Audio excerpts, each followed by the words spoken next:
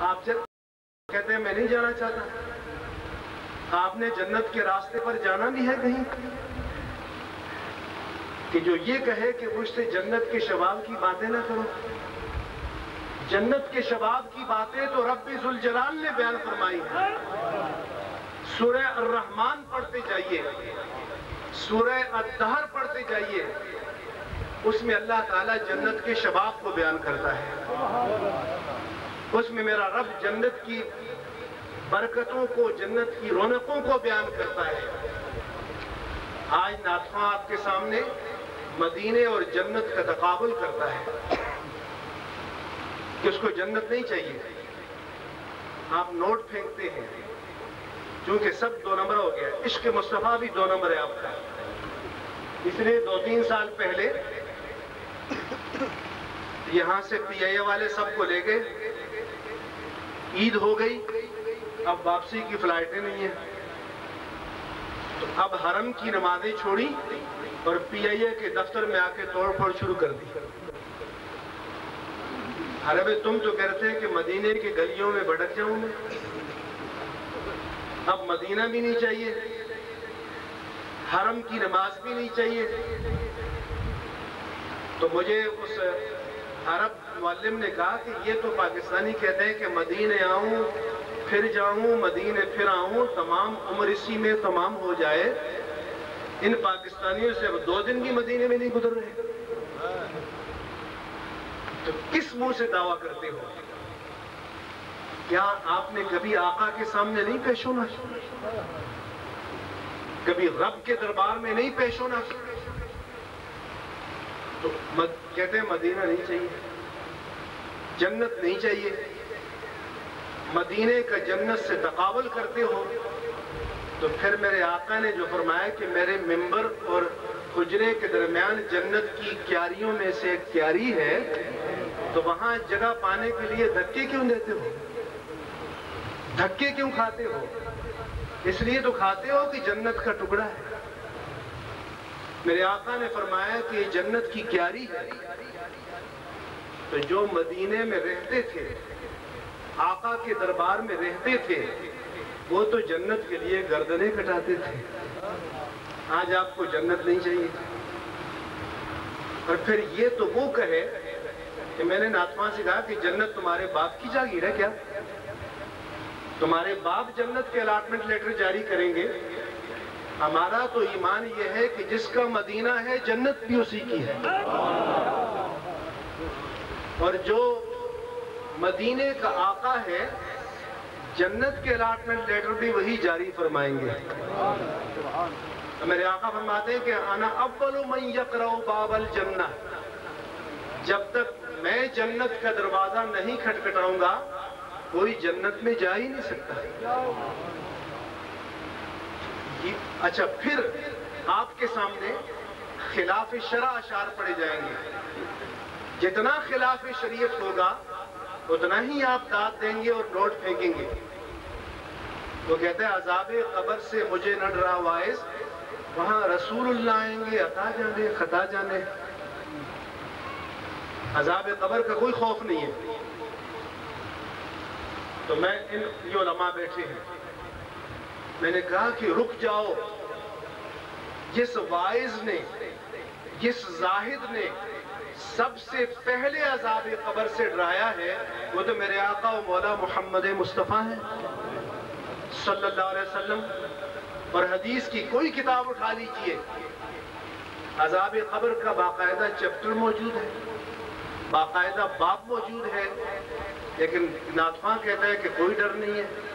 آپ کو بھی ڈر نہیں ہے؟ اگر ہو تو بٹھا دیں اس کو پکڑ کے، اگر ہو تو پکڑ کے بٹھا دیں اس کو۔ آپ کے کوئی ایک شہباز ہے یہاں، میں انگلینڈ میں جا رہا تھا اور اس کا کیسٹ لگا ہوا تھا، تو جدو ماں رس جاوے تو رب بھی معاف کر نہیں سکتا۔ میں نے کہا بند کرو اس کو، رب معاف نہیں کر سکتا۔ میں نے کہا اللہ معاف نہیں کر سکتا؟ اللہ معاف نہیں کر سکتا کیا؟ وہ نہیں کر سکتا تو کون کرے گا؟ اس لیے ہمارے اہل سنت و جماعت، یہ تو اللہ کی قدرت کا انکار ہے۔ اور میں نے اس میں دیکھا، گاڑی میں کیسٹ لگا ہوا تھا ویڈیو، اور اس پر بھی آپ نوٹ پھینک رہے تھے، اور یہ جیلم کے قریبی کی مجلس تھی۔ تو ایک تو الوہیت کا اور رسالت کا تقابل چھوڑ دو، ذات باری تعالیٰ اور ذات رسالت کا مقابلہ چھوڑ دو، کیونکہ وہ معبود ہے اور میرے آقا اس کے عبد ہیں، وہ مسجود ہے اور میرے آقا ساجد ہیں، وہ خالق ہے اور میرے آقا مخلوق ہے۔ مخلوق اور خالق کا کوئی تقابل بولو نہیں ہوتا۔ آپ نعت پڑھتے ہیں کہ کلمے کی حکمت بیان کرتے ہیں کہ پہلے لا الہ سے زبان پاک بولے، پھر ادب سے لے نام محمد۔ تو گویا یہ کہنا چاہتے ہیں کہ اللہ کا نام تو ناپاک زبان سے بھی لے سکتے ہیں۔ تو حضور نے بارگاہ الوہیت کا ادب سکھایا ہے، حضور نے رب کی بارگاہ کا ادب سکھایا ہے۔ ایک جگہ میں گیا تو ایک نعت پڑھ رہا تھا کہ اپنی محبت کی تقسیم یوں میں نے، جبیں خدا کے لیے دل مصطفیٰ کے لیے۔ پھر لوگوں نے کہا یہ سبحان اللہ، پھر لوگوں نے نوٹ نکالے۔ میں نے کہا رک جاؤ، تم رب مصطفیٰ سے یہ کہہ رہے ہو، کائنات کے خالق و مالک سے یہ کہہ رہے ہو کہ پیشانی تیرے سامنے ٹیک رہا ہوں، دل تیرے ساتھ نہیں ہے۔ یہ جرأت، یہ جسارت اپنے پیدا کرنے والے کی بارگاہ میں، رب مصطفیٰ کی بارگاہ میں، یہ تو اللہ کے حبیب نے نہیں سکھایا۔ غوث العظم محی الدین عبد القادر جیلانی رضی اللہ تعالیٰ عنہ نے جو سجدہ مصطفیٰ سکھایا، وہ یہ کہ آپ پڑھا کرتے تھے کہ اللہم سجد لک سوادی و جنانی، یا اللہ جب میں تیری بارگاہ میں سجدہ کرتا ہوں تو میرا قالب بھی جھکتا ہے، میرا قلب بھی جھکتا ہے۔ تو میں کہتا ہوں کہ ظالموں، اگر یہ سجدہ نصیب نہیں تو سجدہ کرتے ہوئے اپنے رب سے زبان حال سے یہ التجا تو کر دیا کرو کہ یا اللہ اس پیشانی کو جھکانا میرے بس میں ہے، اسے میں جھکائے دیتا ہوں، اس دل کو جھکانا تیرے بس میں، اسے بھی اپنی بارگاہ میں جھکا دے۔ تو اس کلچر سے نکلو۔ اس کلچر نے نعرے باز تو پیدا کیے ہیں لیکن نظریاتی لوگ پیدا نہیں کیے۔ آج آپ دیکھ رہے ہو کہ حکومت نے مدرسہ گرا دیا، لیکن حکومت اپنے اسلام آباد میں کیپٹل میں مرکز میں جہاں اس کا جی ایچ کیو بھی ہے، جہاں ایوان صدارت بھی ہے، جہاں ایوان وزارت عظمیٰ بھی ہے، ابھی تک مسجد میں نماز پڑھوا سکی ہے؟ بولو۔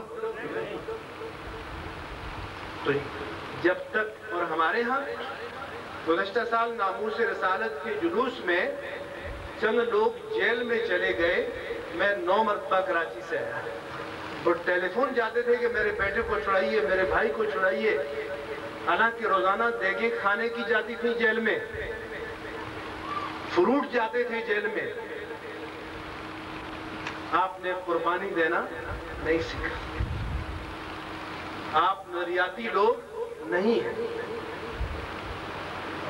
مجھے کسی نے کہا کہ ان کو ووٹ کیوں ملتے ہیں، آپ کو کیوں نہیں ملتے؟ میں نے کہا کہ ان کے مولوی نے شروع سے ممبر پر سیاست کی بات کی،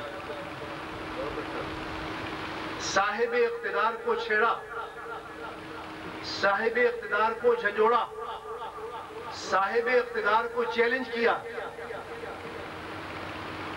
ضیاء الحق کا منسٹر تھا اسلم خٹک، وزیر داخلہ، پورے ملک کی سیکیورٹی اس کے قبضے میں ہوتی ہے۔ وہ الیکشن ہار گیا کوہاٹ سے، ضیاء نے کہا کہ تم تو میرے اوپننگ بیٹسمین تھے، تم کیسے ہار گئے؟ سرمایہ تمہارے پاس، کارخانے تمہارے پاس، وزارت تمہارے پاس۔ اس نے کہا جی مولوی نے آ کر ممبر پر کہا کہ اسلم کو ووٹ دو گے یا اسلام کو دو گے، خان کو دو گے یا قرآن کو دو گے، تو لوگ کس کو دیتے؟ میں نے کہا ہمارے مولوی نے اگر 2 گھنٹے کے تقریر میں 5 منٹ سیاست کی بات کی تو چودھری صاحب نے کہا چھوٹا مولوی صاحب سیاست کی مسئلہ بیان کرو۔ مولوی صاحب نے غلامی قبول کر لی۔ جب غلامی قبول کر لی تو غلاموں کو تو آقائی نصیب نہیں ہوتی۔ مسلک کا شعور پیدا کرنے کی ضرورت ہے۔ تو حضور آدھی رات کو جاتے ہیں، یثرب سے آئے ہوئے 72 نفوس سے بیعت لیتے ہیں، اور بیعت کا طریقہ یہ تھا کہ وہ ہاتھ بڑھاتے، حضور ان کے ہاتھ پر اپنا ہاتھ رکھتے۔ اسد بن زرارہ جو لے کر آئے تھے، ان کا میاں رک جاؤ، بیعت کرنے سے رک جاؤ، بیعت کرنے سے پہلے بیعت کی قیمت معلوم کر لو، کیونکہ بیعت تو سودا کرنے کا نام ہے، بیعت تو بک جانے کا نام ہے۔ تو جو بک رہا ہے یا جو خرید رہا ہے کوئی چیز، اسے قیمت بھی تو معلوم ہونی چاہیے۔ انہوں نے کہا کیا قیمت ہے؟ کہا کہ تم اس نورانی ہاتھ میں ہاتھ دے کر دنیا کی ہر سرخ و سفید طاقت کے خلاف اعلان جنگ کر رہے ہو۔ اگر قیمت چکانے کا حوصلہ ہے تو ہاتھ دے دو، اگر حوصلہ نہیں ہے تو اس نورانی ہاتھ میں ہاتھ دے کر پیمان وفا کو توڑنا کوئی اچھی بات نہیں ہے۔ انہوں نے کہا جی ہم قیمت چکائیں گے، ہمیں بھی قیمت چاہیے۔ جب آقا مکہ چھوڑ کر ہمارے پاس آ جائیں گے تو ہمارا ساتھ بھی نہیں چھوڑیں گے۔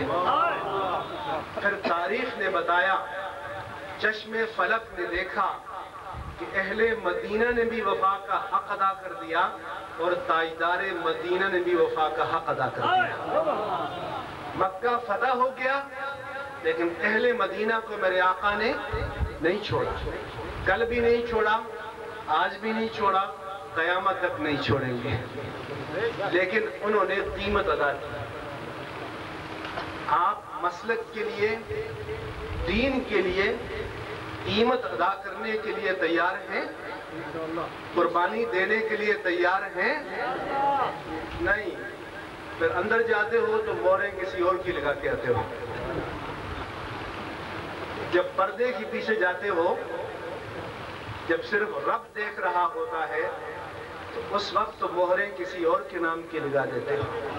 اس وقت بھی کبھی میری آقا کی مہر پر، نام پر مہر لگائی ہے؟ کسی میرے آقا کے نام لیوا کے نشان پر مہر لگائی ہے؟ کسی میرے آقا کے غلام کے نشان پر مہر لگائی ہے؟